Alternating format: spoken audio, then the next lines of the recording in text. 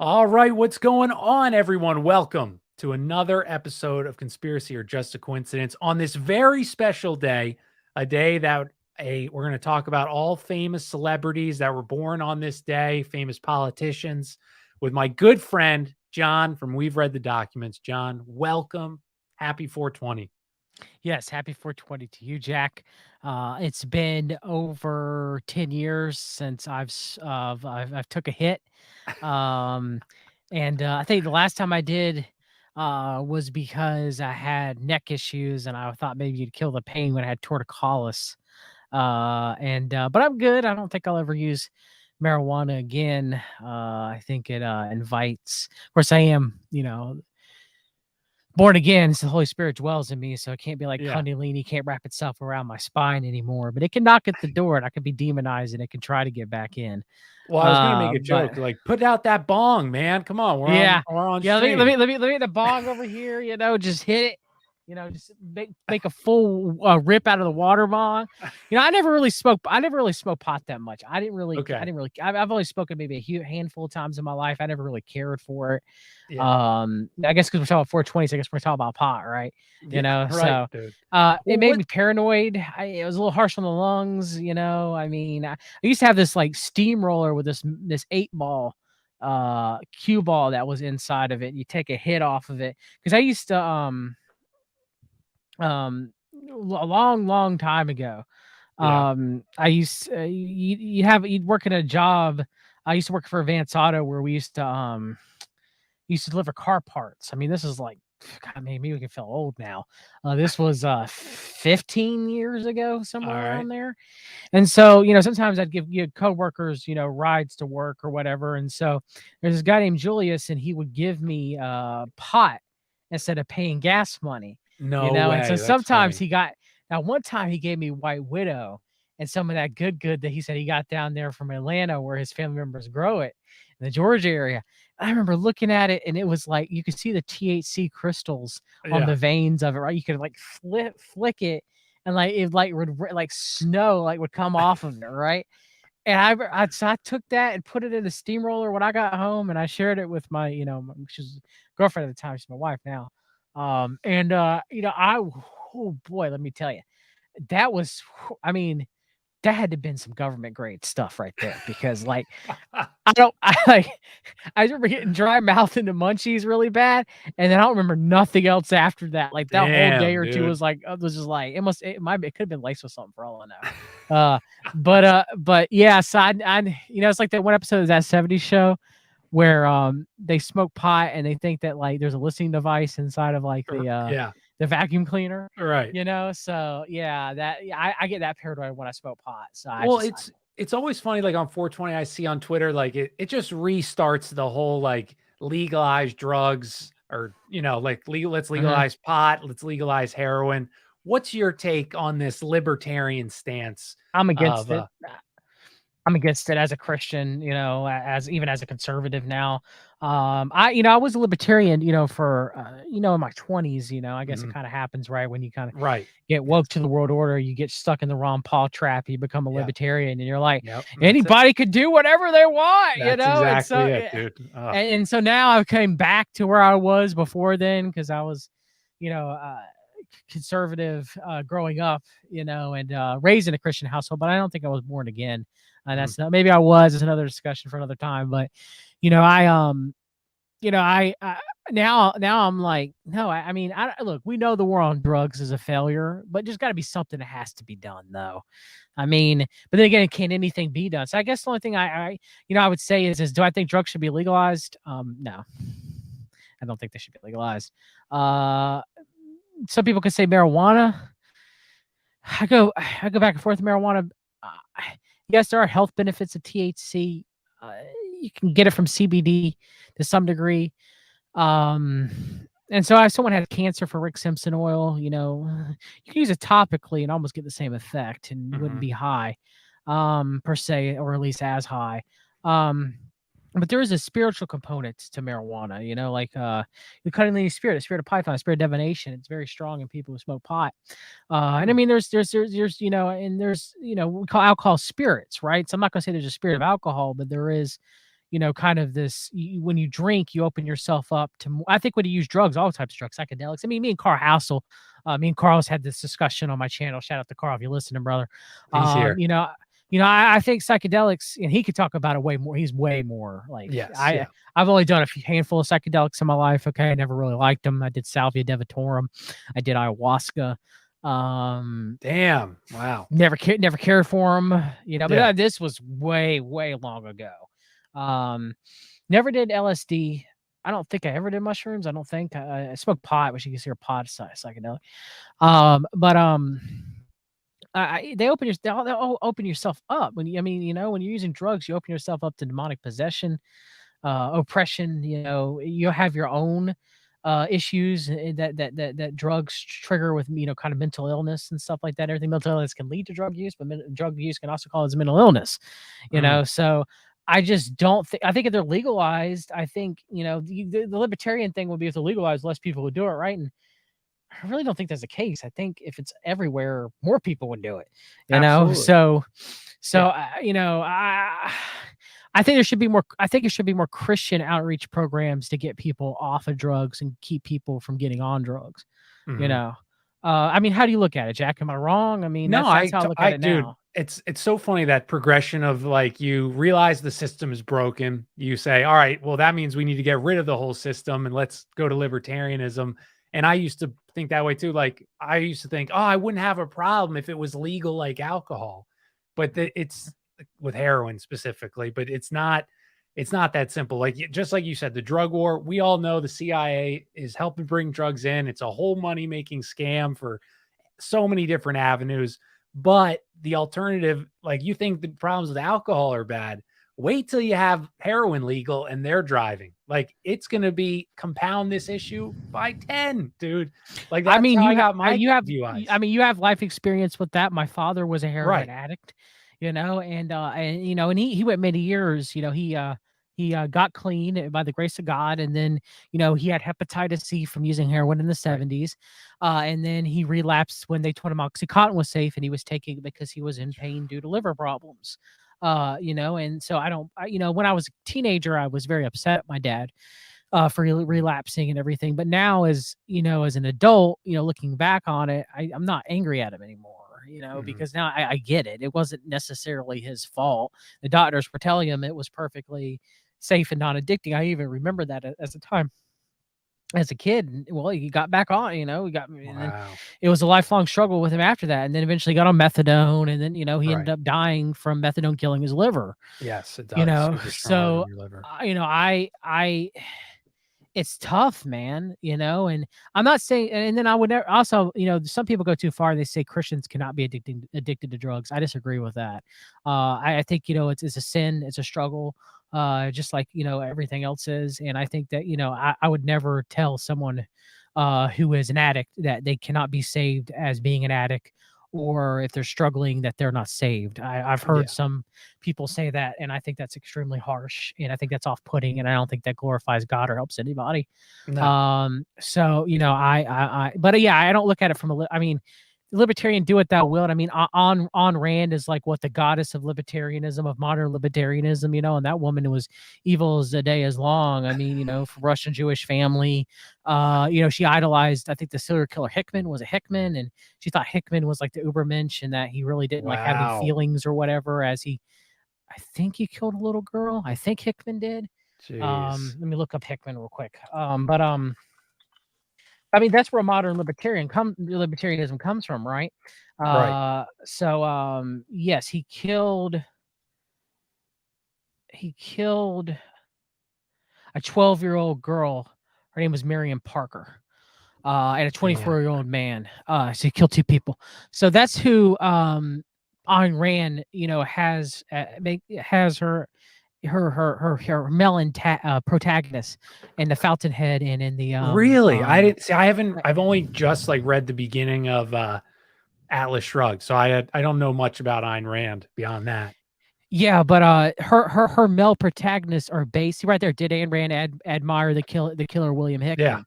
Yeah. Now that's from an Ayn Rand site, so they're probably going to say no, but she did. It's obvious. And she ran a cult too as well. And from a libertarian standpoint, in her final days, it's debated, but it does look like it appears that she took Social Security money. So as a Really? She libertarian, did. so Well, I I always thought, find it I like anytime, and I know this rule is, there's always exceptions, but anytime there's like a push by the media or by experts, like how drugs, psychedelics are good for you or whatever and whatever, how positive things about drugs, we need to change the stigma and all these things. I always take the opposite. I just believe the opposite. So why is this new push for, and I don't believe compassion is definitely should be incorporated more, even though jail is what got me clean, many others it clean. But does. Yes, it does. yeah, Yes.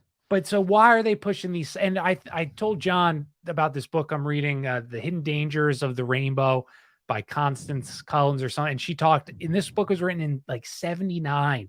And she talked about how psychedelics are a great way to, if you want to get possessed. And that's why a lot of these new age cults push psychedelics. And I think that's even more prevalent now in 2022 than it was. Wow. What is that?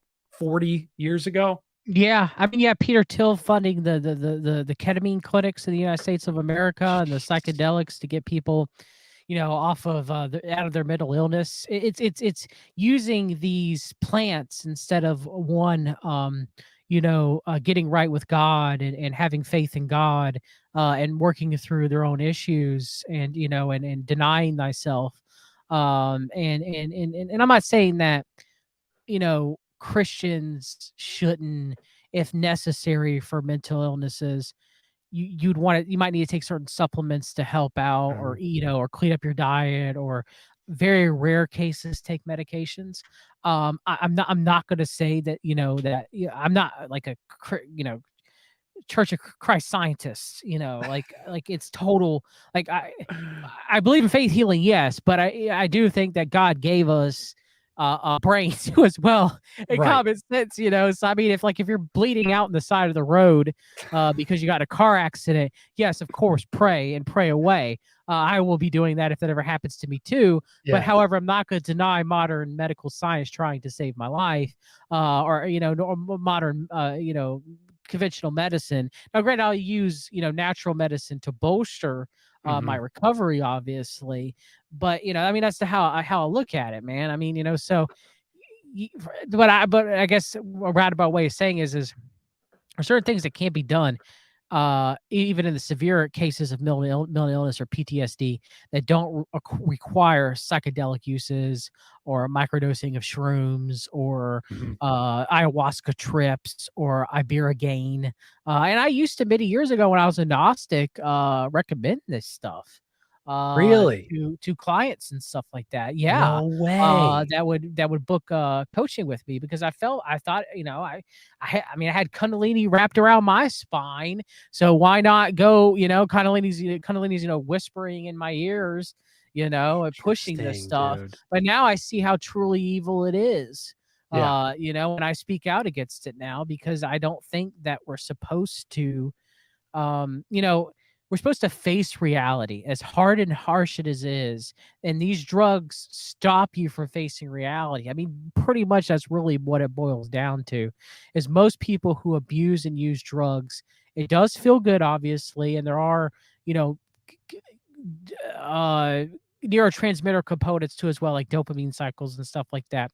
But one of the primary reasons why people use drugs is just to escape their life, Yes. escape the problems that they don't want to face. Yes. Well, you know who else was against drugs? A man who was born on this auspicious day Uh-oh. in, I believe 1889. I could be incorrect on, might be maybe 1880. I think 1889. But so that's why I brought up John. 420. Obviously, it's the pot Uh-oh. day, and this man, a man with an interesting mustache, was also born on this day. I don't know if that's why they made Pot Smoker Day for. I I don't heard know I the. heard it was the guy who uh shout out to certain somebody if ever listens to this who was talking about it with me today. I don't know if you want to be named or not. If you do, I'm sorry for not naming you. We had a private discussion about this. But yes, like, and maybe Carl knows. Carl, Do you know the guy? There was some big psychedelic drug guy that made the day 420, and like the guy obviously idolized Hitler. But I can't. As I'm sitting here doing like the Roman salute when I'm thinking about Hitler, right?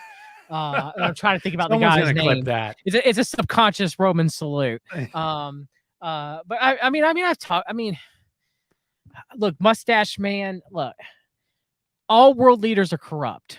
Mm. Every single last one of them. That's what I live by now. All right. Now, and they serve Satan. You know, I mean, occasionally maybe I had someone who tried to serve God. But however, most of the kings in the Bible did not serve God. They were wicked, wicked, wicked rulers. There's only a handful of kings that served God or had faith in God. Even Saul later in his life became a tyrant, but he was still saved because of his faith in God, even though that he, practiced divination, with the witches, Wow. and so I mean, but he is named as someone who is in heaven. David was a man, God's own heart, after God's own heart, and he had Bathsheba's husband murdered. So I mean, and then he later, David repented, and cost him actually his God's judgment.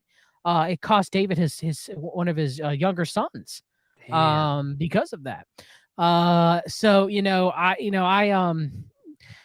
but yeah, but so the way I look at it is most world leaders, because I don't think Earth, the planet Earth's really changed very much since the days of the Bible. Right. So most world leaders, they're wicked and they serve Satan. I mean, ultimately, obviously, everyone has to answer to God, right? But so when we talk about Mustache Man, I'm not going to try not to use his real name, even I think I said Yeah, it a we'll minute do our ago, best. because YouTube will get upset about this. Yes, they will. When I was a former, and I've talked about this before, when I was fully had Kundalini wrapped around my spine, and I was a New Ager, I had white nationalist beliefs and leanings. I think about it. I mean, it was a radicalization of Cambridge Analytica and the psychographical, psychological, and spiritual warfare and the chaos magic that came out of that campaign that radicalized me to having those beliefs. It pushed me to stronger Gnostic beliefs that I previously had beforehand, and it pushed me to white nationalist beliefs because I kept being called a racist all the time. I kept being called a Right. sexist all the time. I kept being Right. calling a homophobe all the time. So eventually, I was like, you know what? You keep calling me this, then fine, I am this way. Yeah. And then also that, white nationalism and all that stuff was being pushed during the 2016, 2015, years quite strongly, through all this chaos magic and psychographical and psychological and spiritual warfare. Now, I praise God that God pulled me out of that nonsense of New Age and white nationalism. I will say I am proud of my heritage and my ancestry, as though I think Right. everybody should As you be. should be. Yeah. Yes, but that nonetheless, we are all God's children. Now, only those who are born again are true children of God, but we're all made in God's image. So e- I've talked about it where I don't, a lot of the white nationalist movement, they idolize Hitler, right? They Right. idolize Hitler. And I mean, look, it's very highly likely that Adolf Hitler was a Rothschild puppet. All right. We wouldn't, if there wasn't for Hitler, then there wouldn't be the state of Israel. Okay. Like, let's be Yes. real here. Yes. Okay. Yes. And, did the Allies do war atrocities? Well, yeah, of course. We had internment camps for the Japanese Americans. We had internment camps for the Italian Americans. We seized assets of the Japanese Americans. We seized assets of the Italian Americans. I mean, I have a little bit of Italian in me on my mother's side, So, I mean, Wow. the bombing of Berlin, towards the end of the war, and the bombing of civilian targets. The fuel bombs that were dropped on Nagasaki and Hiroshima. Notice I didn't say nukes. I Um, like that. I agree with you. So so yes, did the Allies commit war atrocities? Well, of course they did. I mean, Stalin was also considered an ally, right? And I'll get to Stalin in a minute. But to sit here and act like Mustache Man and other Mustache Man, Mussolini, and nice. Japan with Emperor I never can pronounce his name. I can't pronounce a Japanese emperor's name during World War II. It's let me look it up so I can look at it and actually pronounce it instead of butchering it. Emperor Japan. Hirohito. Hirohito, yes. So yeah. I did get it right. To sit here and say that like none of like these people were really fighting for the world and things would have been better off if they would have won is laughable. But I mean, there were things better off that the Allies have won. Well, that's laughable too. I mean, look at where we are today. So I mean, Hitler was anti-Christian. He just used Christianity as a way of trying to prepare himself into power through the Nazi Party. They had a watered down version of Christianity. They probably would have actually got rid of Christianity eventually if if the elite would have made them won the war in some sort of alternative reality. Okay, so right then and there, I mean, as a Christian, Hitler's abhorrent. I can't believe I said his name. Sorry, Mustache Man. And so, and then, we have the occult practices of the Nazis. I mean, the Nazis went down and were kind of rounding up for work the Mountain Jews. And they started noticing the Mountain Jews were telling them that they were Aryan and showing them that they came from the Caucasus Mountains. And so the Mountain Jews tell a story of how they went back with the Nazis to Germany and they taught the Nazis the secrets of the Kabbalah. No way. Yeah, so that's where a lot of Nazi occult science comes from is Kabbalah. And then you also have the theosophical leanings of Madame Blavatsky and the beliefs of Hyperborea also influenced the Nazis. So I mean, I'm not a fan of Mustache Man. I'm not a fan of FDR. I'm not a fan of Woodrow Wilson. I'm not a fan of Stalin. I'm not a fan of Hirohito. I'm not a fan of Mussolini. I'm not a fan of Winston Churchill. I think that they all did war atrocities, just like majority of the world leaders do war atrocities today against people that live in their own countries or people that don't even live in their own countries. I mean, how many U.S. presidents, Jack, need to answer for war crimes? I would say every single one of them, So who are we going to think, Mustache Man is any better? All right. Really, really, come on, you guys, Well, and look, I know that there's things that don't add up for all the narratives of World War II. Okay. But sit here and be like, but then to do the other side, to demonize Hitler as literally the worst person who ever lived on the face of the earth. Stalin killed upwards of 50 million people. Yeah. A lot of them were Russian white Christians, which Dugin gets his pants wet over. And how many people did Mao kill? Pol Pot, the Turkish, the Armenian genocide by the Don May, King Leopold. Yeah, I mean, where does it end? Where does it end? So, I mean, the whole other, what they, who was the guy who wrote the book, The Holocaust Industry? That name of the book, The Jewish Gentleman. He does debates with Dershowitz. Norman Finkelstein. So to sit here to be like, to believe all of the narrative about the Holocaust, okay, that's crazy too, So the idolization of Hitler is silly to me. The belief that the Holocaust is exactly the narrative that we were told is silly to me. Sorry, it just is. I mean, were Jews, killed? Yeah, they were starved, they were shot, there were ghettos. To say that never happened is to say that no Jews were, that was completely just a work-based, thing, where the Jews were just taken out of their homes and thrown into work camps, and all they were in, and the work camps were paradises, kind of like the white nationalists were. Come on, Come on. There was starvation. People were, I mean, how would you like to be ripped from your home and put into a camp to work? You Dude, know, I mean, absolutely.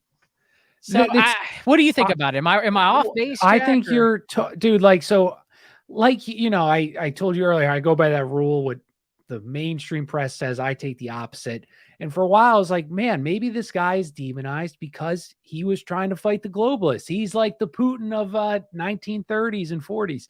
But then Anthony Sutton's book, how it's a 3-part series. If anyone had amazing books, but he talks about how Hitler was funded by Wall Street. And so when I read that, and it goes all these people who funded his rise to power, that expunged any sense that I was like, oh, maybe he was a good guy, because these, predator class, they're not funding people that want the best for our public.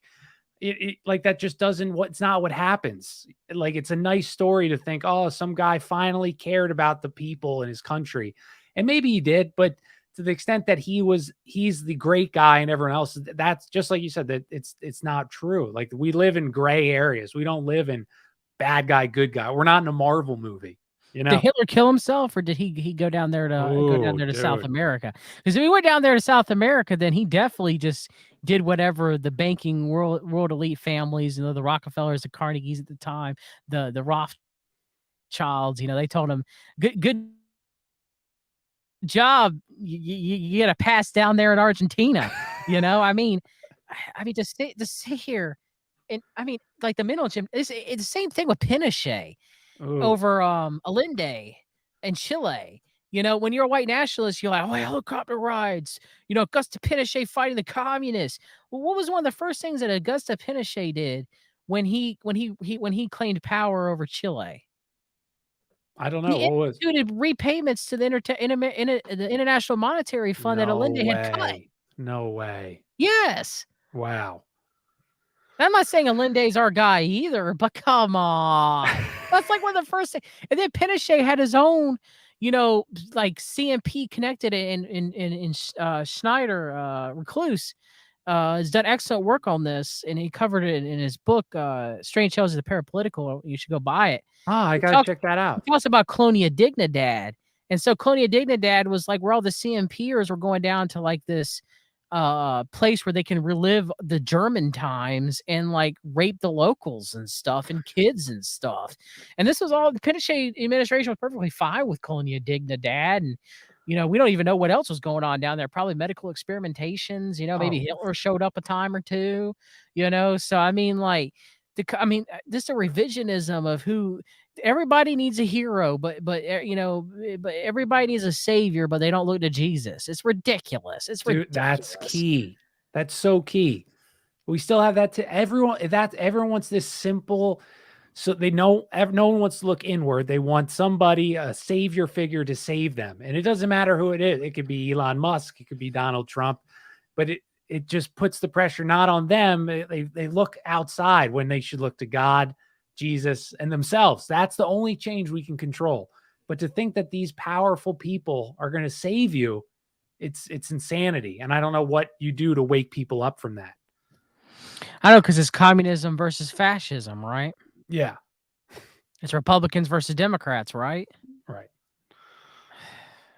Yeah.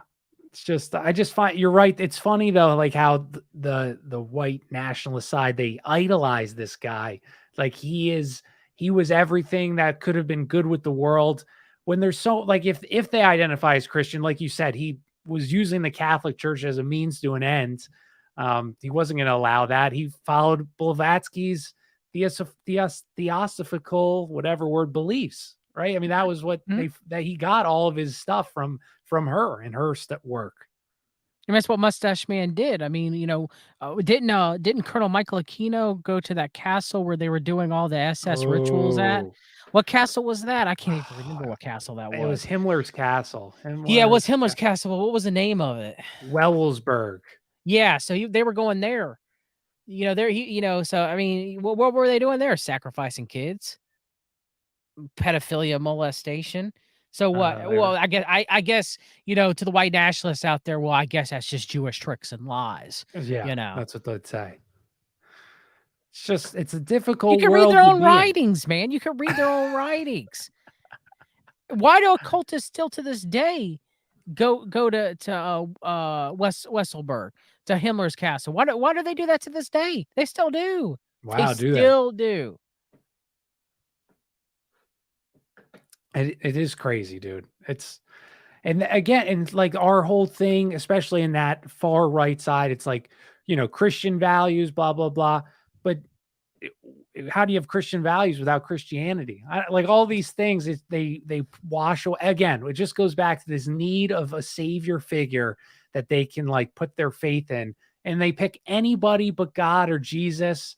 It's wild, dude. It's like so it's insane doing the same thing over, expecting different results. Or That's or literally what it is. Judeo-Christian values. Oh, yes. Yeah. When Judaism, like I love the whole thing. Well, John, Judaism and Christianity and Islam are Abrahamic religions, and I go, no, there's only one Abrahamic religion, or one that yeah, has Abraham, and as far as a lineage, and that's Christianity. The modern day Judaism isn't the quote unquote Judaism of old, and Mhm. Islam was never that. So it's only Christianity is the true Abrahamic religion. So What is your take? So I read this one book, and this will segue perfect into our next topic, but it was about how the Dark Ages didn't exist or whatever, they were made up. And he brings up his ideas that Islam was started by this militant sect of Christians. They were in, Middle East or wherever, and it was the king or whatever they call the Muslim kings. I forget the name, but he who married was this it? military. Flamenco? Was it Flamenco's It was chronology? Flamenco's work. It was Scott, I think, was his last name. Um, Dark Ages myth. I forget the Emmett Scott. I think that was his name, Emmett Scott. But he builds off of. But basically, he says that's what Muslim was like. Even this was the example he get. The first coin in that dates back to the supposed Dark Ages or around that time for the Muslim Islamic Empire. It has a picture of a man on a cross on the one side, and the it's written in Saracen, but basically, you can't depict Muhammad. That's the right, like people in France get beheaded for doing that. Well, so he said that the only thing that makes sense was this was a depiction of Jesus. The writing under it said the chosen one, and it was that was his proof, one of the proofs that Muslim was just an offshoot of Christianity. It was a militant sect, and it just kind of grew into its own thing. But what's your take on, because you said the only Abrahamic religion? I mean, Want there's you a possibility. I mean, I've heard the same thing that Islam came out of Catholicism. okay. But most Catholics kind of, it depends. Some Catholics idolize the Dark Ages, like Michael Joseph. And though I liked Joseph's previous work, though he was Catholic, I disagreed with a lot of his points against Protestantism. I agree with some of it. There was some Protestantism influence of Gnostic or Jewish beliefs. But not every branch of Protestantism was that the case. So but he would look at it. The Dark Ages were not. They were kind of like the enlightened age of the church, and the Dark Ages is Mhm. just kind of the way that modern day revisions it to be like that, to kind of make the church look evil. And so I look at the Dark Ages as being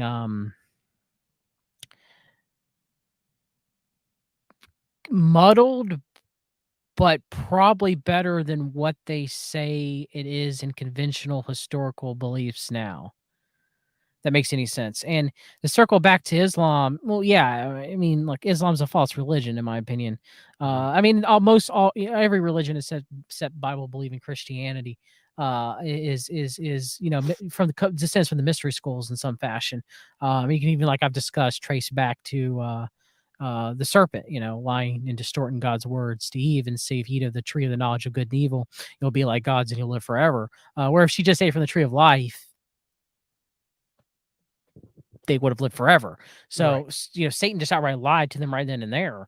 It distorted what God had told them to not eat of the fruit. So, since then, it's been a distortion. I mean, that's all Satan has, is he can't really truly create anything new. He could just distort what's Mm. really has already been created or already been done. So because of that, um, he's that, that's how every religion is kind of just a spin-off of that. And that's why most religions are works based. I can't think of any religion.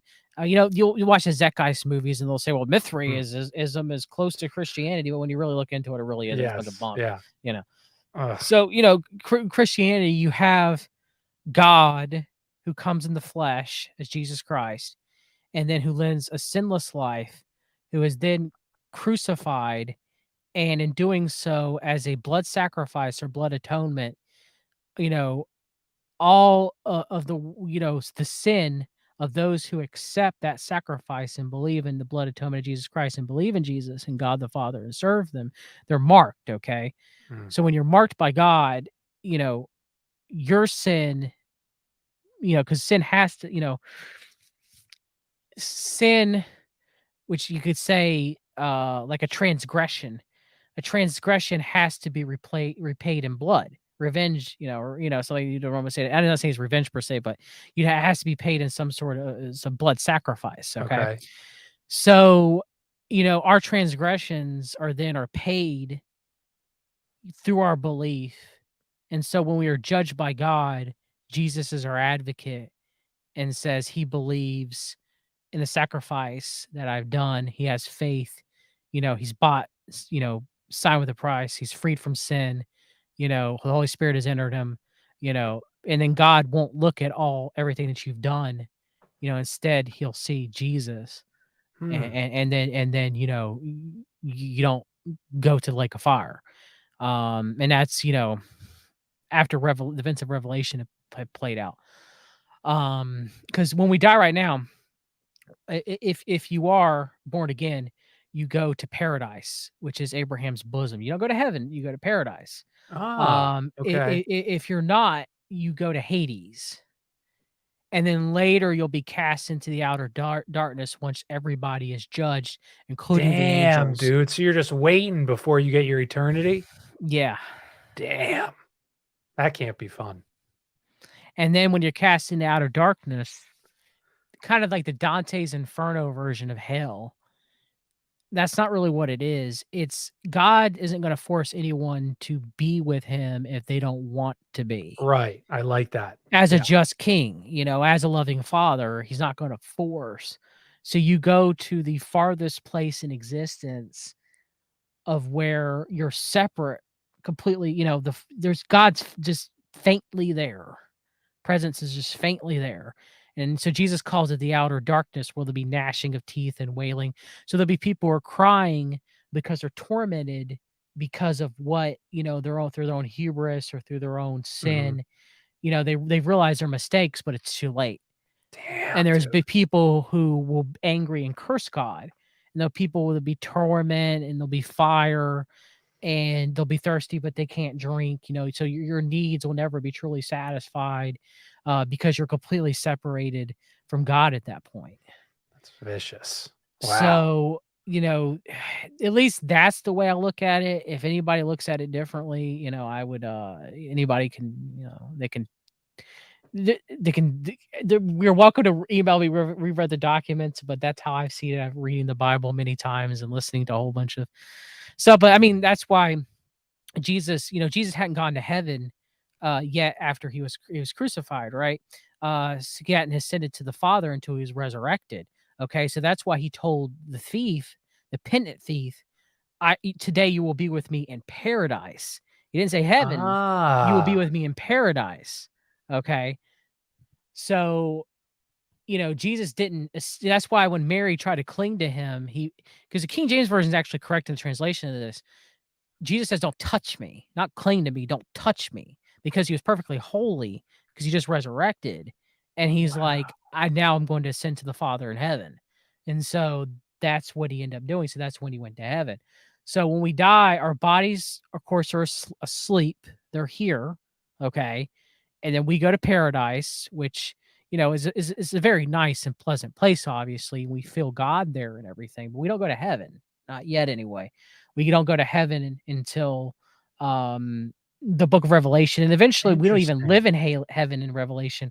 We live on a remade, glorified, sinless earth Yes. that's almost like the Garden of Eden, called the New Earth and the New Jerusalem. Yes. So but we will, like, also one day we will judge the fallen angels. We won't judge each other, but we will, if you are a saint, if you are born again, you will judge the fallen angels for their crimes against God.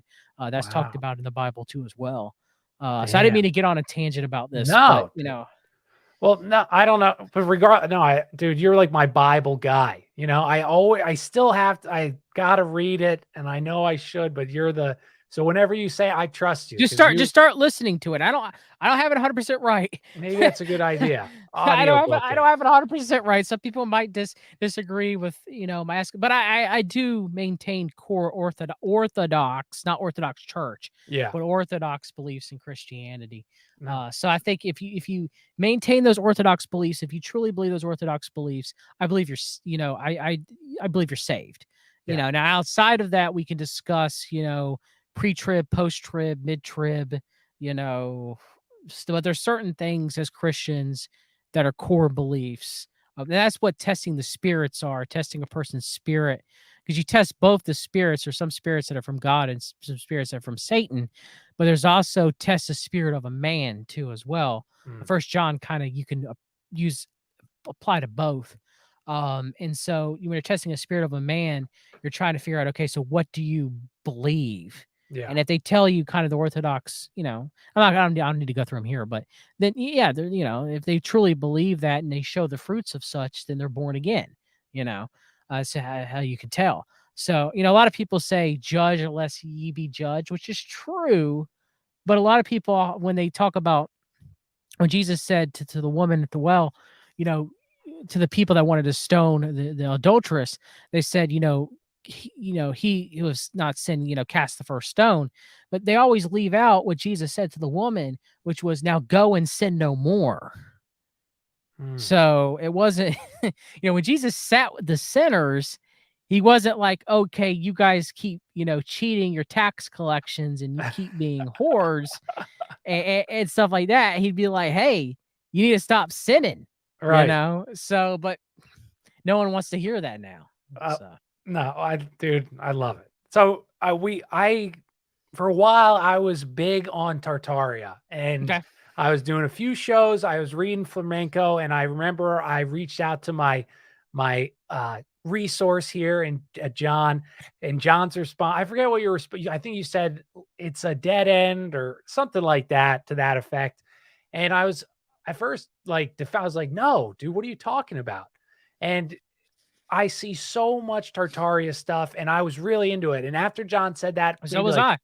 3 months later, I was like, well, I don't know, dude. So tell me your opinion on Tartaria. And I had such a people love this topic and they're putting all the eggs in it. So I want your take and then I'll do mine. But I would like, yeah. So tell me All right, what your take is. so let me ask you this. Let me ask you further. What do you think about, like, where did you first hear of Tartaria?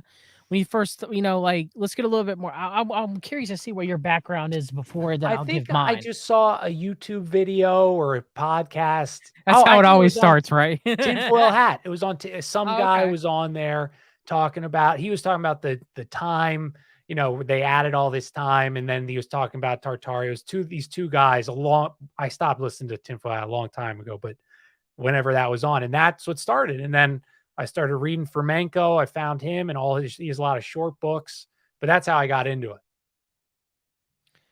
Okay, pretty much the same thing for me. I heard about it on Higher Side Chats. Someone was speaking about Interesting. Tartaria. And so I was a Gnostic at the time. So I was like, oh yeah, this is great. I'm like, hidden technology and hidden civilizations and all this hidden wisdom. And I mean, that's what Gnosis is knowledge, but it's hidden knowledge. So it Mhm. makes the person who thinks they have this hidden knowledge, which we all are happy when we uncover something that no one else has uncovered before. At least we Yes. think no one else has Yes. uncovered before, right? However, we got to check ourselves though, because there comes, that's a very prideful, prideful, stance on things. We're supposed to be meek and we're supposed to be humble, right? So, I always got to check myself because I could be a very arrogant person, so that's where a lot of this Tartaria knowledge is, because no one knows about it, right? It's something Mhm. hidden and secret, and there's advanced technology and lost empires, and so you'll hear this and you're like, man, this sounds pretty cool, Yes, it and sounds and amazing. Yeah. then so you have a person's own arrogancy that they have, and then you have the spirit of Leviathan, children of pride, Leviathan whispering in someone's ear or even possessing someone and to make them more prideful, and then you have the spirit of divination or Python that comes with hidden knowledge. Is the Oracle of Delphi. They were huffing fumes that were probably killing them at the same time from a dead snake's body, in ancient times, to get divine knowledge, and so that's most people don't realize is when they're going down these paths, they're interacting or inviting in these spirits or demons. Now, if someone's born again, a spirit or demon can't occupy um a person. The Holy Spirit dwells within there. It can't Okay. happen. However, these spirits or demons, they can demonize a believer. They can whisper into your ear or influence you. Okay. And God will allow that as a form of testing, and so, and it doesn't, again, you don't, you can rebuke the spirit, but you don't say the spirit made me do it, because Yeah. ultimately, as a Christian, since you're not possessed, the spirit can't make you do anything. So you got to say, okay, you can rebuke the spirit of Leviathan if if it's something, or Python, for example. If someone's trying to get you to smoke pot, or someone's, you kind of feel what they call the third eye buzzing, Mhm. you know, and it's Python trying to chip away. And so, stuff like going into Tartaria, stuff like Kundalini yoga, Christians should be doing, I mean, you can look at Tartaria, I guess, from an objective standpoint, but you got to be careful. You got to put on the full armor of God on you to protect you, because this stuff can lead Christians astray, or this can lead people who are not Christians into accepting, the Kundalini spirit into them, and becoming Gnostics or New Agers or whatever. This could be a pathway to that.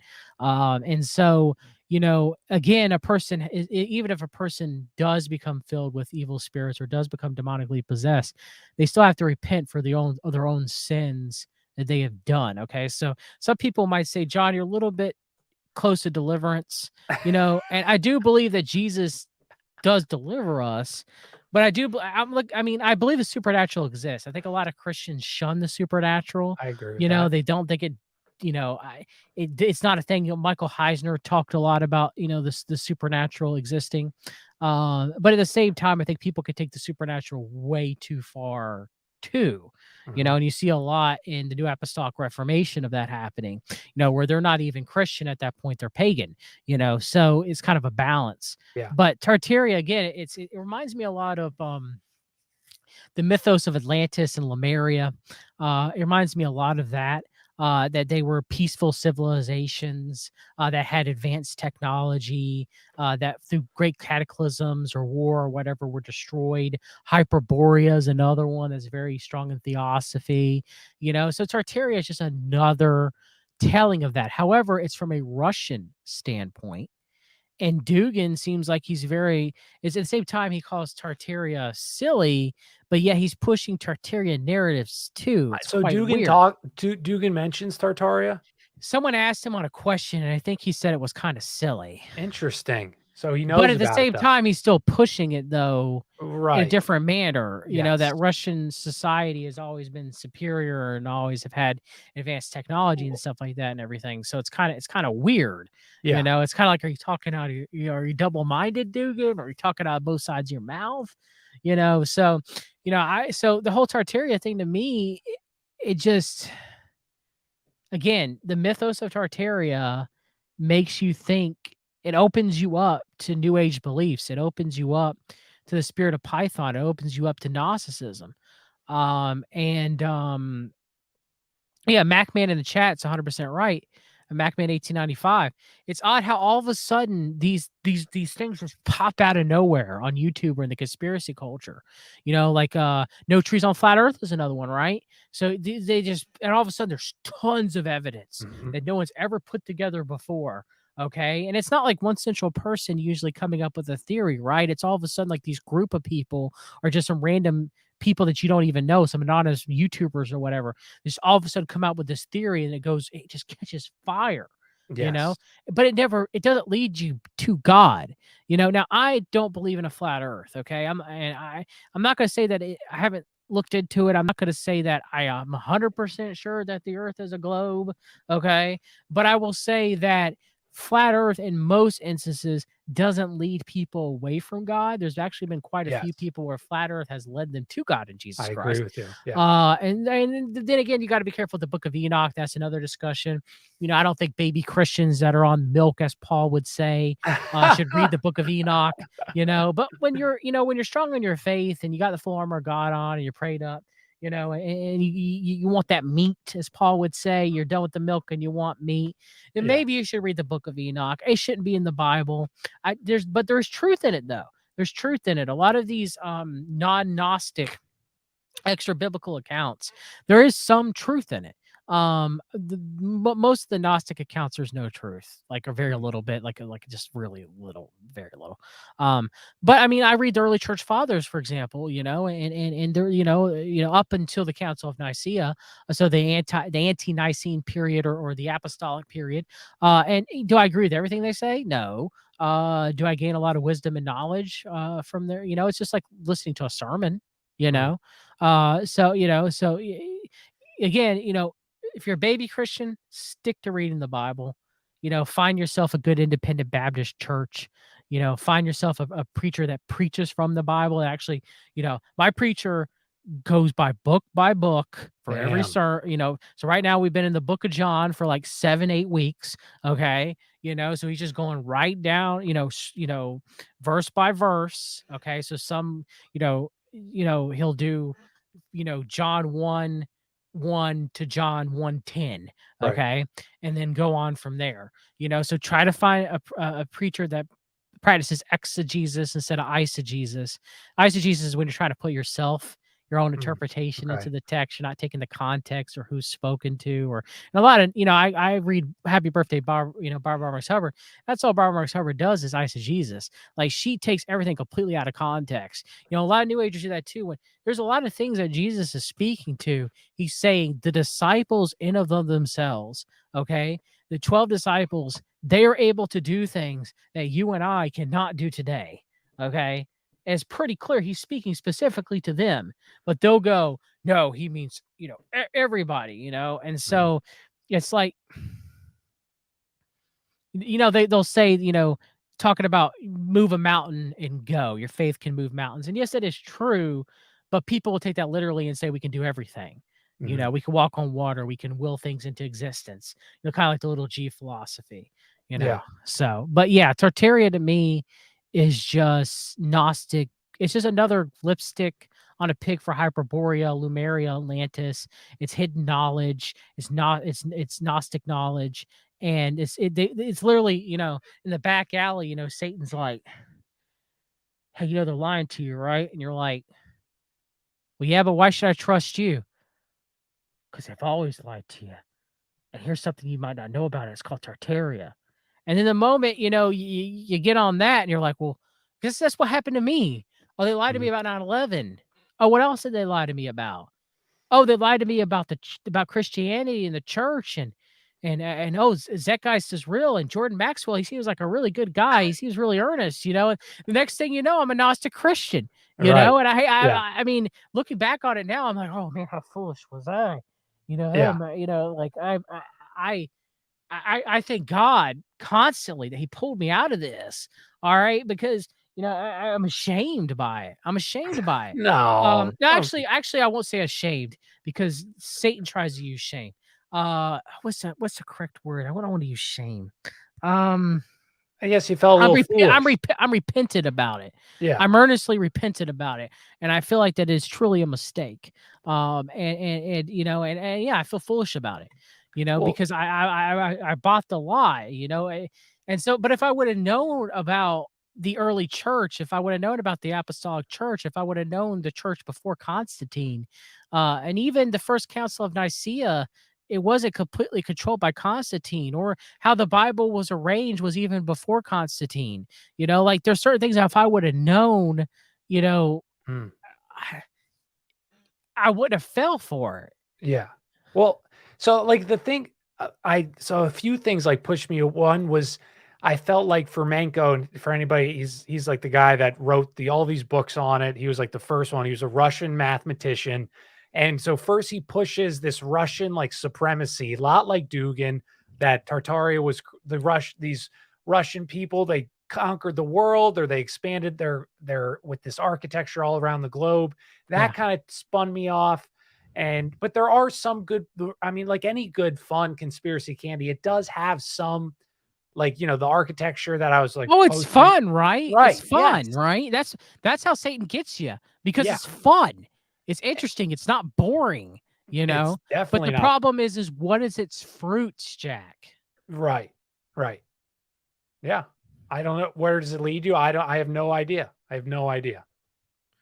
So to Pro- me, it leads you away from God. mhm. Because is there Yeah. is there a biblical narrative ever that there was this advanced society that was perfect and everybody was loving and kumbaya and had advanced technology? Is that anywhere in the Bible? Like, no. And also, again, to have a and this is we might what is the QAnon operation saying? I mean, what does Barbara Marx Hubbard say? What does Alice Bailey say?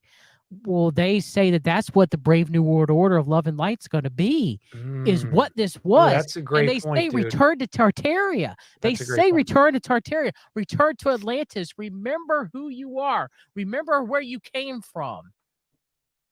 I like that, dude. I think that's a very fair point. It kind of blends into that your CNP New World Order of this is what we could have, and et cetera, et cetera. This is what we did have before whoever stole it from us. But it's just I struggle. I guys was balls deep into Tartaria, So was and then I. yeah, and then I know, and your comment was like the first to like that made me like, well, maybe he's right. And there are questions that I have, but like one, I'm reading another book right now, and it brought up this good point that the peasants of the Middle Ages and the time when all these amazing structures for the most part were built, they on average had like 130 days off of holiday. They only worked so, and they could afford everything they needed. They could afford their family, food, blah, blah, blah. And so that what they did with all this extra time was build these cathedrals and build these buildings for extra money and to be proud of their nation. And so that's like when people say like, "Oh, we could never build that today."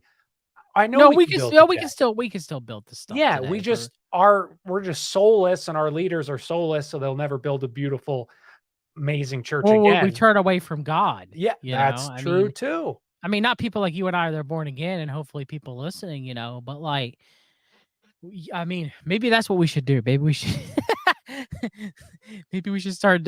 I guess I wouldn't make a good architect. I'm not like George Costanza. But Oh, great. we could. Look, we turned away from God, so of course are we built. But then again, some of this stuff didn't glorify God that was built, though. Well, When you really look at it and stuff like that, like a lot of it is, just kind of adaptation of Catholic pagan iconography exactly. that That's what I was went just going to for. say. The Chicago World's Fair. They have, I think I don't think it's Mercury. I forget who this statue is that we see the behind of, but it's the same one they put on the Capitol building. I think the same figure. So Yeah, yeah, it's that stuff's not glorifying God. right. That's pagan. Yes. It's not.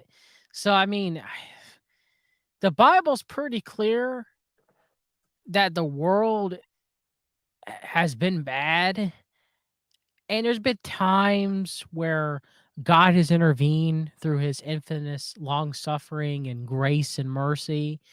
And there have been times, especially, Jesus, for example, him giving us Jesus. There have been times where we have been blessed. Like for the Bible says, there's seasons, So even as a Christian, the prosperity gospel teaches that God's a genie and everything's going to be smelling roses. But Jesus said the slave is not greater than the master. I have suffered, therefore, so will you. So being a Christian isn't God does every single thing for you that your little heart desires, and you get whatever you want. It just ain't like that. So I mean, look at the people. I was watching on YouTube. It was kind of like a vagabond rabbit hole thing I went down the other day. Was just Okay. this free documentary channel you can watch called The World's Dangerous Roads. All right. And I was like just watching these. There's like 57-hour-long documentaries from all over the world about just people like just taking the world's dangerous roads, and like it takes like 5 days to make like a trip because the roads are like so bad and full of dirt in the rainy season and stuff like that.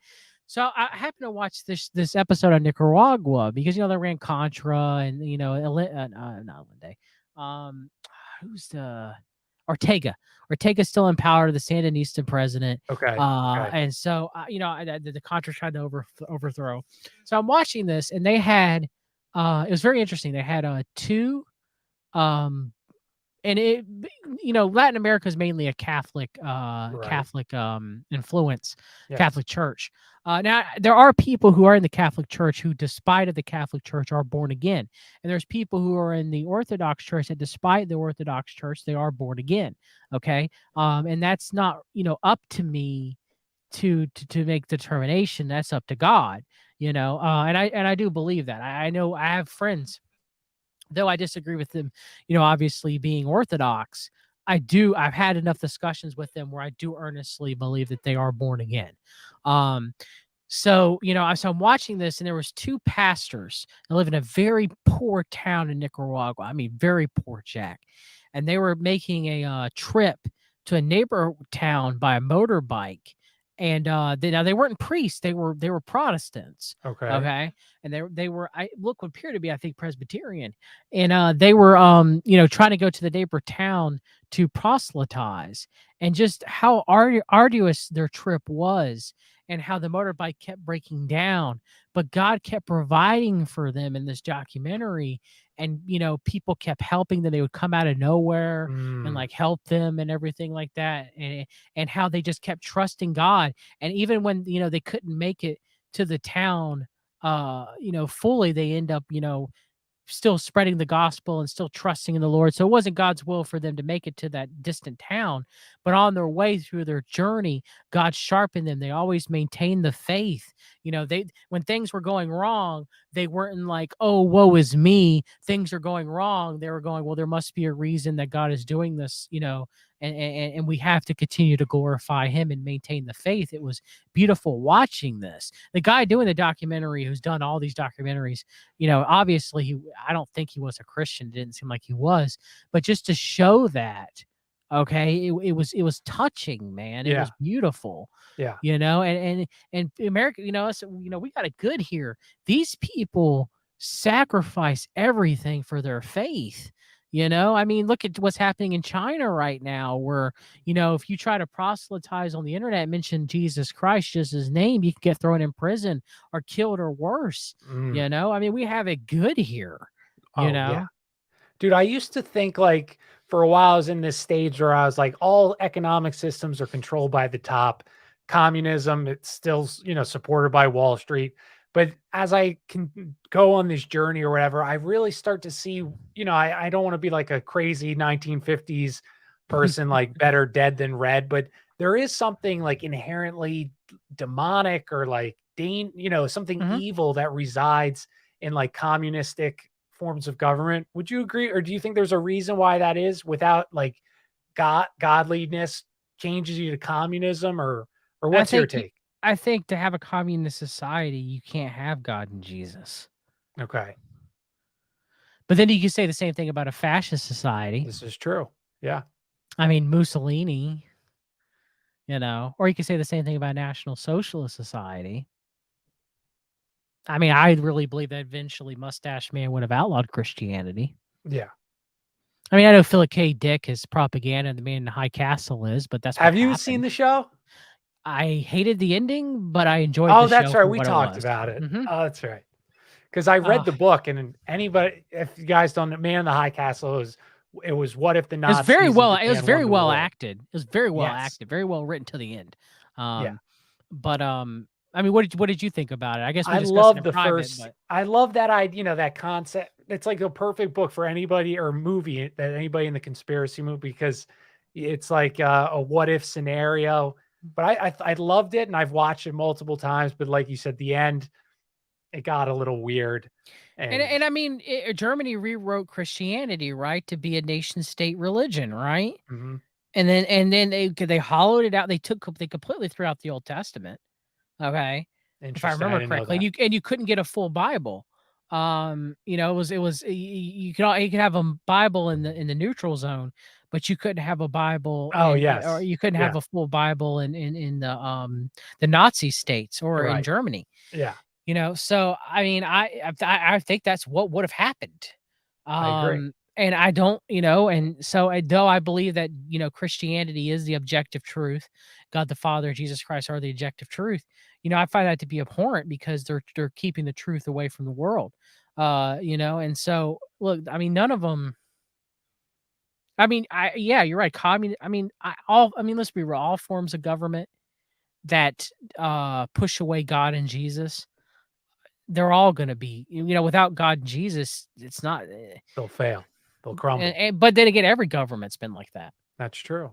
Well, so here, this is my last question because Okay. we've been so we briefly talked about so everybody I've become like a monarchist, but I am on this journey. I always will change as we learn, as we should. If you're too dug in your beliefs of truth of what you think is, you're gonna get, it's just not gonna work out for you. So I remember you agreed with me at one point and you disagree now. So, what form of government in this ideal and Capistan worlds, what form of government in the Bible is like encouraged, or what do you think would be the best case scenario for America or for any country going So forward? there was someone who rebuked me correctly, and people think I'm an arrogant, pardon my French, asshole. But someone sat there and they were like, "You're wrong about the divine right of kings," and they showed me where I was wrong. They were like, "You remember the form of government before the Israelites got Saul, right? Because they wanted Saul because all the pagan nations around them had kings." And so they would whine to God. They're like, "We want king. We want a king. We want a king." And so eventually God was like, "Fine, you want a king, you can choose." And they chose Saul. Now, God had more of a hand in David. Okay. David, Saul was a mighty, mighty man. He looked like a king, he was strapping and muscles and strong, well spoken, but David was just a meek shepherd boy. Okay. Hmm. Jesus was a shepherd too, as far as being the good shepherd. He's a carpenter by job, but he still looked in part as being the good shepherd. Yeah. So, so I used to think, I used to be, we used to be in agreement. We've had these Yes. discussions. Yes. Now, I do think that it would be better. I still think it would be better under a monarchical system than under the divine right of man, which Barbara Marx Hubbard praises our founding fathers for breaking us of the yoke of the divine right of kings into the divine right of man. So that should tell you everything you should know. Yes. All right. So I just did a recent stream where a 1984 Democratic National Convention speech is blasphemous as all get out. Go listen to it. She lays it out of how wicked the 1776 revolution was and how wicked the founding fathers were, and Who did so this? uh well, she didn't. Okay, so she didn't lay out how wicked they were.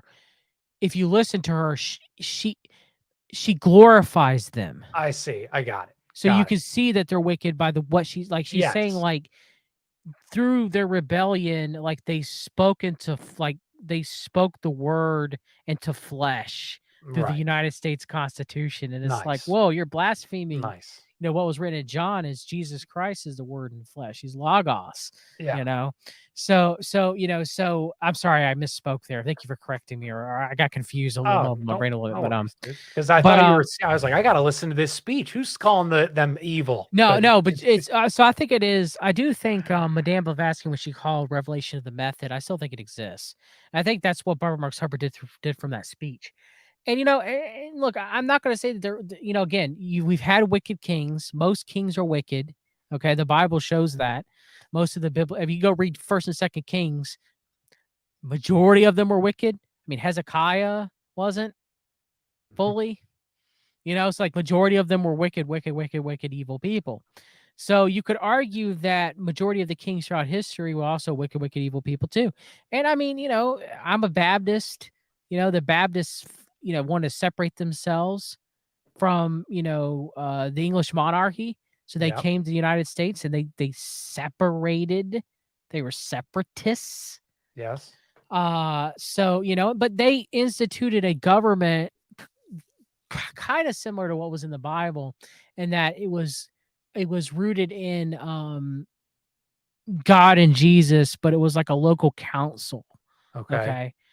So if you look at how the government was set up by God initially, you have like this council of people, of kings and rulers, or you call them kings, but like rulers. Okay. So you have the council of like rulers, but you also have a heavenly council above them. Okay. So they had to kind of like communicate with one another. Okay. So that's how it was supposed but then it became the divine right of kings because man wanted it to be so, because the Israelites wanted to be like the pagan nations. And then now you have the divine right of man. So each time Lucifer has degraded it from what God has originally set up, just like the Garden of Interesting. Eden, just like the fall of man, So it got, we thought we were getting more freedom, Yeah. but we end up getting Classic. less freedom. Classic trick. And we end up going away from God. So that's the way I look at it now. Mm-hmm. I don't think we could ever return to that. No, it'll never. It's a libertarian pipe dream. If you're a monarchist, it's the same thing as Ancapistan. So I don't think we'll ever return to what was originally used in the Bible as God's governmental structure, which was a very righteous, faith-based human council of elders in communication with angels that serve God in a heavenly council, with God having the major seat at the table on the throne. So that's the way that I look at it. I'm welcome to anybody who sees it differently. If I'm saying it wrong or stating it wrong, please let me know. But when that guy rebuked me in my comment section, and I really started reading, I read through First and Second Kings again. I started reading, listening to more of Michael Heiser. I realized, I was like, yeah, I was wrong. Well, it's funny when you and I got in that discuss on Twitter or whatever, when you mentioned that story, and my biblical knowledge is lacking. That exact story of Saul came up somewhere, dude. Like I was reading something. It was literally minutes. I'm not minutes after you said that it happened, and I was like, "What?" And that just made me even more angry because I was like, "What the heck? Why? What is God telling me this for?" But so I just, I just was interested in because it's we all look for an answer, that because we know the world is so screwed up, and we all are hoping like this would solve it. This would solve it. And I think what I've come to realize is it's not meant to be solved. Like this is no, and I don't think it ever will be solved until Earth is purged of sin and is rebuilt, remade by God, and we're in our perfect sinless bodies, remade in our uncorruptible bodies. That's when it'll be solved, and it can only be solved by God and Jesus. It won't. Until then, it will never. The Earth. I mean, the Bible's pretty clear. Ever since Jesus, some people would argue there was a brief period of true light upon the world. Of shining of Jesus, of Christianity. Maybe between Jesus' death to about 1000 AD. Maybe you could make that argument. But we can say, and that was through people, practicing the Great Commission and, conversion, true conversions, and people truly being born again. You could make that argument. But, ever since then, or ever since, the apostles, or ever since Jesus, things have progressively gotten worse. and things have definitely progressively gotten worse now. Like it's like the boulders rolling down the hill. Like when Jesus said where he's gonna be like the days of Noah, it's gonna be like the days of Sodom and Gomorrah, of Lot. Well, I mean, Jesus was telling the truth. Yeah. That's what we're turning to. I mean, for the Yes. love of God, look how bad things are. And I guess we still ask real quick, and I'm not going to go into a long diatribe of this. Why was Lucifer called Samiel pre-fall? Oh, I'd love to hear. look at Wheezy. Answer. Uh, I'd love to hear your theories. There are many different names of Lucifer or Satan or and Samael in the Bible. Lucifer is also referenced to being the morning star, which is Venus, but he's the false morning star, where Jesus Christ is the true morning star, because Jesus is later referenced to being the morning star in the New Testament. So you have the false morning star, which is Lucifer, which is Venus. You have the true morning star, which is Jesus Christ. So I mean, I mean, I don't think we're ever going to know everything. I mean, we might in our perfect glorified bodies, then we might really. I'm sure we'll know then, but now as us living, we're a lot of stuff. We're kind of just, and I don't think we're supposed to really mean to know everything while we're living either. So there's certain things that we can piece together biblically about Satan, about the adversary. And people would have different opinions that are still biblical. Christians don't have to necessarily agree 100% of, what Satan goes by, or exactly the story of Satan's fall from heaven or Lucifer. Like some people say he was the music we worship leader in heaven. And you also have information in the book of Enoch talks about the fall. So I mean, I don't think we'll know until we're in our glorified bodies. I mean, we might not know then. We might not know, and I don't know if we're supposed to know all of it. So people, they're always, Adam Green does this a lot, and a lot of people do is they try to find Shots contradictions. fired. They try to find contradictions in the Bible. Yeah.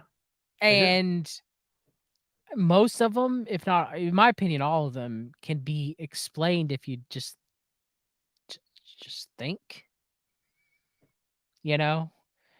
And so I don't think there are any contradictions in the Bible. I've seen numerous ones being brought up by both rabbis and other people, and if you think of, but most of them, I just thought about them and then look, okay, let's see what other people said. Mm-hmm. And, I end up saying, hey, that's what I thought about most of the time. Not always, but most of the time, so I just don't think we're supposed to know everything, so there's some things that people ask me who are unbelievers, and they'll ask other, believers, too. And there's some things that you just got to look at, you got to tell them, you go, I don't know. I have faith, I mean, I can't answer everything, Right. No. So, dude, that was faith. Keep the faith, have faith. Those are beautiful points to end on. Not too black pilled. Everything, if you have faith, everything is going to be okay. And that's what I tell myself as I watch Disney have crazy takes on everything. So, but hey, John, this stuff happened during the Roman Empire. So what can we say? I mean, the Isle of Crete and Pedestry and the Greeks and Romans, so if it happened then, it's still happening to this day. So humans evolved, dude. We're so past that. Oh, that's true. We really Come on, did. You should know that. All right, John, where can everyone find John? We've read the documents. That's my Alex Jones impression. Not bad, Jack. Thank you. You guys can find me. We've read the documents on YouTube. We've_read on Twitter. Thank you for having me on Conspiracy or Just a Coincidence, Jack. It's always been a pleasure, brother. Oh, John, thank you, dude. Thank you. So, guys, take care. Go follow John. Go subscribe on his Subscribe Star. John is very good at posting on his Subscribe Star. I try. No, you're good, dude. I'm on his Subscribe Star. So you can subscribe to Jack's too as well. And And Odd Man. You listen to Odd Man, you should have been here tonight, but you had some prior engagement, so I'll let it slide this time. Yes, we'll let it slide. So, guys, take care. We'll talk soon. Have a great night. God bless. Peace. God bless.